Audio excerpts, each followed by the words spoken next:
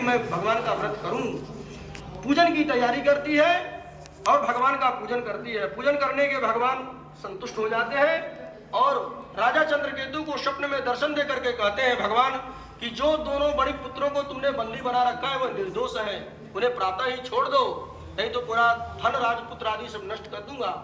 राजा चंद्रकेतु सभा में आते हैं, अपना स्वप्न सुनाते हैं अपने मंत्री को और उन दोनों बड़ी पुत्रों को कैद से मुक्त करने की आज्ञा दे देते हैं। दोनों सभा में आते हैं, छर वस्त्र इत्यादि उनको पहनाया जाता है, कराया जाता है और जितना धन राजा ने ग्रहण किया था उससे दूना दे करके लौटा करके विदा कर देते हैं।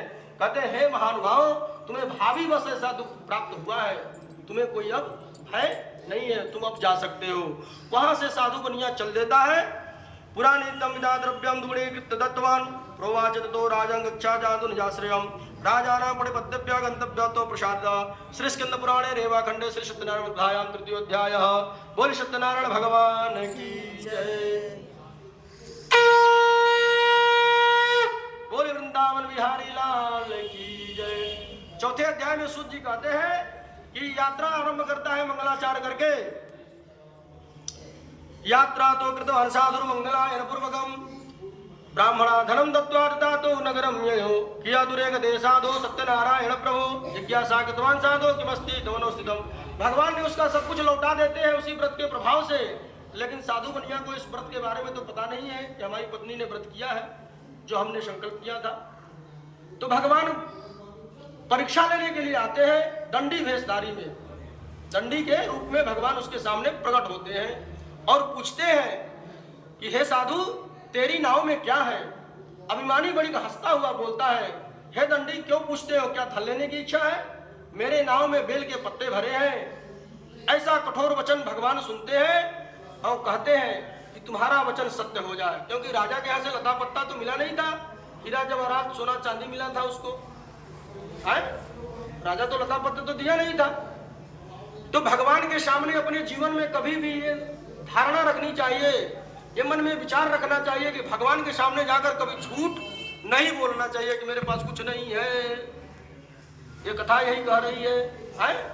कह रहे हैं भगवान कि लता पत्रादिकम चैव वर्तते तरुणो मम निष्ठुरा च वचा श्रुत्वा सत्यम भवतु ते वचा।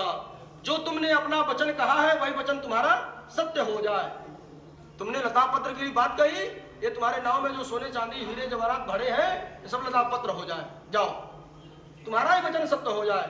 मैं कुछ नहीं कह रहा हूं, मैं तुम्हें श्राप भी नहीं दे रहा हूं, तुम्हें आशीर्वाद भी नहीं दे रहा हूं, लेकिन जो तुमने कहा है वही सत्य हो जाए। तो भगवान के सामने जाकर कभी ऐसा रोना नहीं चाहिए कि मेरे पास कुछ नहीं है, मैं कुछ कर नहीं सकता, है कि नहीं। व्यक्ति के जीवन में ऐसा कभी नहीं होना चाहिए। एवं मुक्तो गता शीघ्रम दंडिस्थित समीपद किए दुरे दो गत्वा स्तु सिंधि समीपद। भगवान जानते थे कि धन का शोक बहुत बड़ा शोक होता है, ये जरूर मेरे पास आएगा। लता पत्र जब देखेगा तो ये इसको शोक आएगी, ये शोक के बाद मेरे पास जरूर आएगा। इसलिए कुछ दूर जाकर के नाव से हट करके बैठ गए, जाते हैं समुद्र के किनारे। और जब वो साधु बनिया नित्य क्रिया से निवृत्त होने के बाद नाव को ऊंची उठी देखता है तो बड़ा अचंभा करता है, और जब चादर उठा करके ऐसे देखता है तो उसमें लता पत्र भरे पड़े थे, सोने चांदी खत्म हो गए थे। तो उसको बड़ी मूर्छा आती है और वही जमीन पर धड़ से गिर जाता है। गिरने के बड़ा बड़ा शोक करने लगता है। अगर कहीं मान लीजिए 10 रुपया गिर जाए तो उस गली में कम से कम 50 चक्कर मारेंगे, है कि नहीं, कहीं ना कहीं दिखाई दे मिल जाए, ऐसा मन में विचार आता है।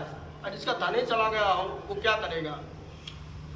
तो भगवान के पास उसके दामाद बड़ा समझदार था, वो कहता है कि आप शोक न करें, ये दंडी महाराज के श्राप के कारण हुआ है, अतः उन्हीं के शरण में मुझे चलना चाहिए। और वो धीरे धीरे उठता है लड़खड़ाते हुए और भगवान के पास जाकर के कहता है, क्या कहता है कि आपकी माया से ब्रह्मा आदि देवता भी आपके रूप को नहीं जान पाते, तब मैं अज्ञानी भला कैसे जान सकता हूँ। आप प्रसन्न होइए, मैं अपनी सामर्थ्य के अनुसार आपकी मैं पूजा करूंगा। जब कुछ बिगड़ जाता है व्यक्ति का ना, जब भगवान कृपा करते हैं तो कहता है कि मैं अपनी सामर्थ्य के अनुसार, ये नहीं कहता है कि भगवान के सामर्थ्य के अनुसार मैं पूजा करूंगा, ऐसा नहीं कहता। सोचता है कि मैं कर रहा हूँ, ऐ नहीं जानता कि एक पत्ता भी नहीं हिला पाएगा, है पत्ता भी नहीं हिला पाएगा एक बिना भगवान के चाहे। तो कहता है कि मैं अपने सामर्थ्य के अनुसार मैं आपकी पूजा करूंगा, आप प्रसन्न होइए।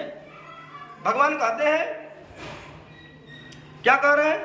मूढ़ोत्तम कथा कस्यम जानमोस्ते मया प्रसीद पूजयिष्यामि यथा विस्तरे पुरावित्तम तत्सर्वं त्राहि मां शरणागत श्रुत्वा भक्तियुतं वाक्यं परितुष्टो जनार्दन परं च पाक्षिदादित्वा तेन तया हरि ततो नौका समारोह्य दृष्ट्वा वित्परिपूरिता कृपया सत्यदेव स सफलं वाक्षितं मम इत्युक्त्वा स्वजनैः साध्य पूजा कृत्वा यथाविधि हर्षेण च भवत्पूर्ण सत्यदेव प्रसादद नामं संजयो यत्नेन स्वदेश गमनं कृतं साधु जामात्र प्राह प्रश्नरत्नपुरी मम मधुतं प्रयामास निज विस्तर रक्षकं दूतौ सौ नगरं गत्वा साधु भार्या विलोक्य च वहां से भगवान उसको आशीर्वाद देकर के अंतर ध्यान हो जाते हैं।